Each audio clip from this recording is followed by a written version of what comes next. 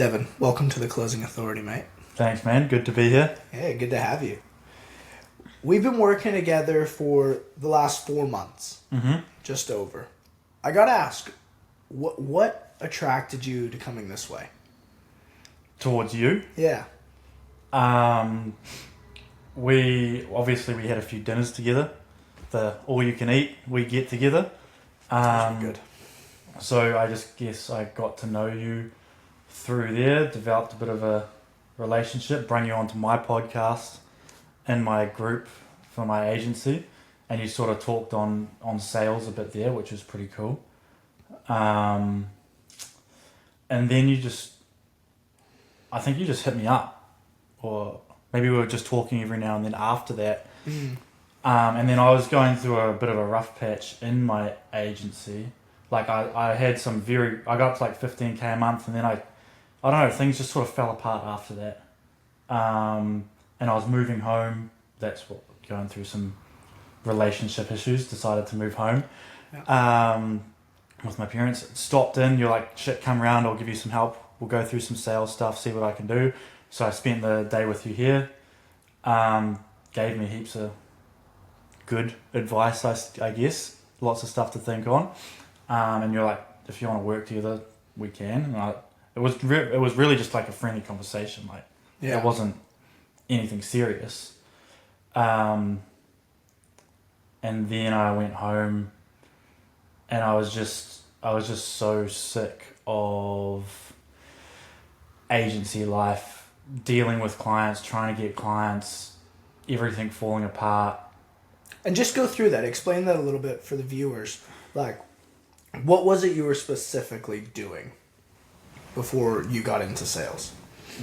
Okay, so I was running Facebook ads for real estate agents. I did that for like 3 years. I spent 3 years pretty much doing everything myself. I was doing Facebook organic. Well, I started with cold calling and then moved into Facebook organic. Just pretty much spending all day, every day doing outbound DMs, posting content, trying to create content for my Facebook group. And I didn't really enjoy it. The only part I enjoyed about it was, one, making money, closing clients, and two, seeing my clients get results. The rest of it fucking sucked, to be honest. And I found it really hard to get myself to work every day. Like, I would just doom scroll or... I remember when, before you decided to get into the closing, we were just chatting when I was helping you with the marketing side of like sales, and we looked at it, we're like, your numbers aren't too bad, but like, man, you just have to do more outreach. And you were just like, man, I don't want to do this. Like, I do not want to be here. Yeah, 100%. Like, yeah, I remember that now, actually. Yeah, you were like, just do more numbers. And I was like, man, I don't want to. It fucking sucks. And yeah, we had the chat here. I drove home. I think I might have spent a day or two at home just really mulling over what I want, reconsidering my life, I guess. And at this time too, like, I had no inkling that you wanted to go all in on closing. I was like, he's just wanted some help with his marketing, like 100%. A little bit of advice around that. I had no idea, so it was a good shock for me. Yeah, and because in the back of my mind, like, closing sales was always something I had like an interest in, and I considered going into it a few times in the past, but I was like, I've made a commitment to agency. I'm going to feel like such a pussy if I back out. But then I got home and I was like, man, I've had enough. So I just hit you up and I was like, how can I pay you? Let's just do closing full time, pretty much. I was like, fucking send me your bank account. I remember. And I was like, you're doing closing now? ? You're like, yeah, we're going all in on closing. I was like, okay, let's go. Time for the one skill. Yeah. And I think, how do you think that's changed things? Like, going from someone who, you've been an entrepreneur, right? You've been working for yourself the last few years. You have every part of fulfillment. You're dealing with clients, you're dealing with delivery, then you're actually selling them, then you have to do the marketing, to now you just have to do one thing. and you just have to talk to people and close the deals. It's so much easier. Like, thinking back, when I got up to like those 15k months and I was still doing everything myself, I would bring on, like, for example, there was 1 week I'd bring on like 4 or 5 clients all in 1 week, and then I would just be so overwhelmed with how much I had to do, and I'd be like, fuck, I need to do this and this and this, and then I was so overwhelmed that I would just revert back to norm and go watch fucking Netflix, and I would just do none of it, and then I just pressure the hell out of myself, and it was just, and then I definitely would do a bunch of self-sabotaging and then just fucked myself, which caused the low months after that, right? Moving into sales, there is none of that. Like, it's literally, obviously you'd still got to put in, self-work, training and all that, but it's literally, the work itself is just turn up to a call, talk to someone, and take payment if you did a good job. And it is so easy. After that, you don't have to worry about anything, and it's like there's no pressure after signing a client. There's none of that. It's just like talk to someone, get paid. And Devin, look, you're coming off the back of 2 really good months. You've been in the space less than 4 months. Can you walk us through how your journey has been over those 4 months? Yeah. So you got me on when we started working together. You got me on my first offer in like a week, I think. And then my second offer in like 2 weeks. That first offer was just event sales. You said don't focus on it, and I was like, fuck you, I like it. I'm doing it. And I made like maybe $1,000 or $2,000 over that month or month and a half doing that. It wasn't real sales, or I didn't treat it, it was weird. Anyways, then when I finally started focusing on the second offer, which was more like the sales we talk about, the first two weeks of January, I think I got 2 closes. I made like $50 or something. Like, it was nothing. Then coming into February, it was like all of my attention, undivided attention, just fucking like 6 a.m. to 5 p.m. just taking as many calls as possible, just grinding it out. And I made what?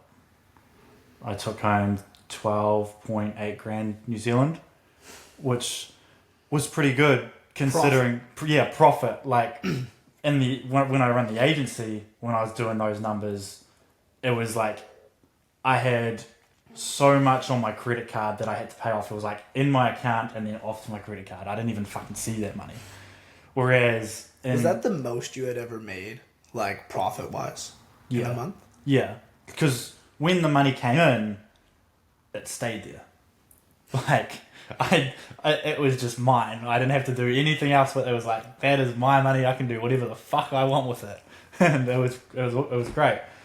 And then last month, I haven't been paid for last month yet, but I'm around the 12 to 13k mark again, which awesome.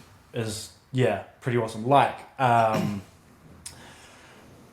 working in the agency, my one of my biggest goals was creating that freedom to be making money and then traveling overseas. And I spent 3 years working towards that, and I never got there. And what did we do on your second month together? Bought a one-way ticket to Bali. When do you leave? 26th of April, in like 2 or 3 weeks. You pumped? Yeah, I'm pretty excited. It's gonna be fucking good. How do you, like, when we first started talking and we started to work together at the beginning of December, did you imagine it would be like this 4 months later? No. I don't know what I imagined. I imagined there would be some lag time, I guess. Because I was never like the greatest closer for my own. I got to like 60, 70, 80% towards the end when I was all in, but then I obviously self-sabotaged there. But no, I knew there was going to be, I felt like there's going to be some lag time. I'd have to work, build the skill, like actually get good at closing for someone else, something that I didn't fully know about, I guess. But then going all in on that second offer and making like almost 13K that first month, I was like, holy shit, this is awesome. Buy that ticket, like I'm good to go. I can back myself, do whatever I want now. Like the skill is there, I can do it. Like it's an incredible feeling, when you hit that point of holy shit. It's working. Yeah. And you've worked with coaches in the past, right? What do you think made the time we spent together different?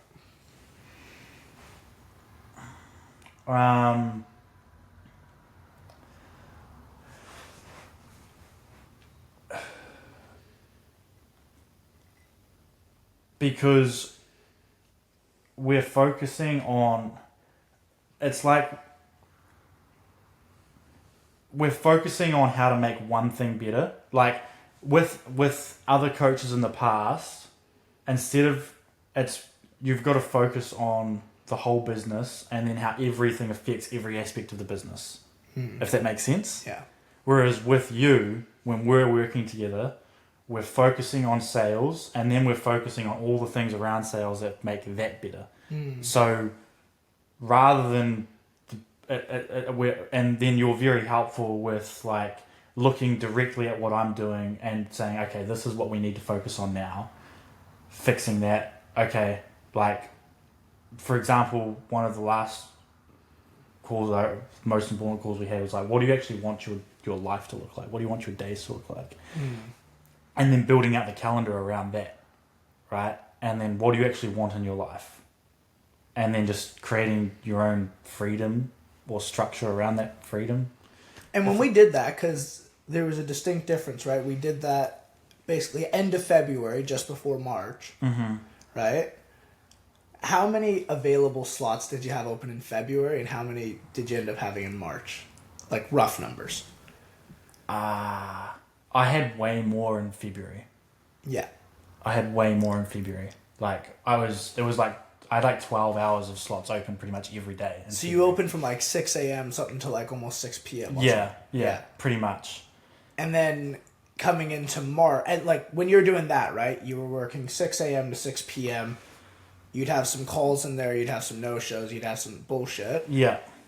But then I remember, like, you weren't really going to, like, trainings. You weren't getting to the gym. You weren't doing rugby and, like, all the things that you love to do, right? Can you tell me a little bit more about that? Yeah, so it was just, like, all sales, just all day, everyday sales. And then there was, like, lots of no-shows and stuff in between. And, like, I would put stuff off and then fucking my calls wouldn't show up and I'd just be sitting there kind of doing nothing, fucking scrolling, whatever, not making the best use of my time during those off periods. But, and then when we changed my calendar around, I created time for myself to do all of those things that I was missing out on, and I still made the same amount of money, if not more. Yeah. And so I reduced the hours down by like 3 or 4 hours a day or something, or even less than that, because then even the weekends were only half days. Yeah, I think we ended up reducing it by like nearly 40%. Yeah, it was quite a bit. And then we also fixed the no-shows as well, which helped a significant amount as well. So I was a lot more intentional with my time after doing that, which helped quite a bit. Yeah. Left time for rugby, left time for gym. And I think that's one of the important things, right? Like, at the beginning, is it fair to say, obviously you need to, when you're first getting into sales to really succeed at it, you need to have that time where you're just dedicated and you're just like doing nothing but it. But once you've gotten some of that under your belt, like, you don't need to live and breathe it 12, 13 hours every single day to be successful. Like, you can still take some time for yourself, go to the gym, look after yourself, go do rugby, I don't care, like, go hang out with the guys a little bit in the evening, but make sure you're back to work the next morning. Right? Yeah. And do you feel like having that little bit of freedom maybe helped you perform better? Like, actually having the gym and those things? And 100%, and it just makes it a whole lot more enjoyable too, right? Because if, although I was grinding it out, but I'd get fucked off with myself when well, maybe not myself. I get fucked off in general. You know, when you get those no-shows, or then you miss out on things. Like, for example, I remember there was one day where I had like 4 or 5 calls booked in my Saturday afternoon, and I wanted to go boating, go on the lake, fucking have some fun with the boys. But then I was like, oh no, I'm gonna go work, and then every single one no-showed. And I just sat there with my fucking finger up my ass while everyone was on the lake, you know? So yes, creating space to enjoy the things that you... Like, that's why we get into it, right? Like, you create the space to, 1, make the money that you want, but 2, enjoy the things that you want. You know, so you have that freedom to be able to do that. And in turn, obviously that's going to help your mindset performing in work. Because you've got your dedicated hours for work. You have fun out of those hours. During those hours, you're like, all in. Now, man, during the time we've been together, you've done a few things, right? The first one is you booked your one-way ticket to Bali to get on the adventure of your life. Mm-hmm. You bought a brand new laptop at the drop of a hat without thinking twice. Yeah. You've made well over $25,000 to $30,000 in those 4 months, in a quarter. Mm-hmm. Right? How do you feel like life ultimately has changed for you? From before we started working together to now?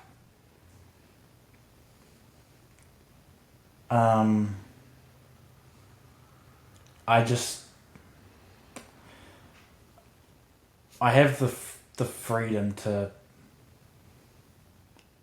I have the confidence in myself, I guess, to know that I can do whatever I want, if that makes sense. Like, I have the skills to support myself no matter where I am in the world.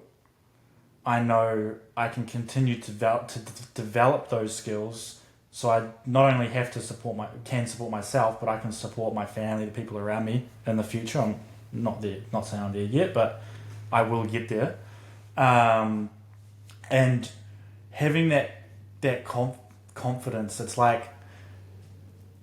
almost like a freedom, or maybe a weight off your shoulders to, like, because I look to the outside world, I look to my friends and stuff, and they're all working their jobs, fucking just, you know, day to day. Yeah. And it's like, man, how do you guys do that? Like, just be bound to having to show up for something, you know, you might tell me that you enjoy, but, you know, we both know maybe sometimes you enjoy it, but you don't enjoy it all the time. But definitely not creating the life that you want. I know that after working with you, I will never have to go back to that. And also working with you, you've opened a lot of doors for me in terms of meeting new people, surrounding myself with new and better people with that expanded mindset, or whatever you want to call it. Like, even buying that ticket to Bali, that's a big part of that as well. Like, that's a hub, I guess, for people with like that. So I'm really looking forward to going there and just meeting those people, moving out of the environment I've lived in my whole life to a new environment where money is nothing, almost. Yeah. You know? Everyone's got it. Yep. And I'm looking forward to, you know, seeing how much my life changes from that. What's your biggest piece of advice for anyone that's sitting on the edge and isn't sure about going all in?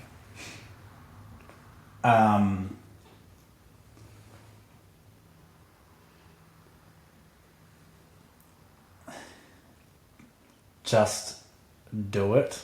Like, if I'm trying to think of really nice words, I could just say, don't be a fucking pussy.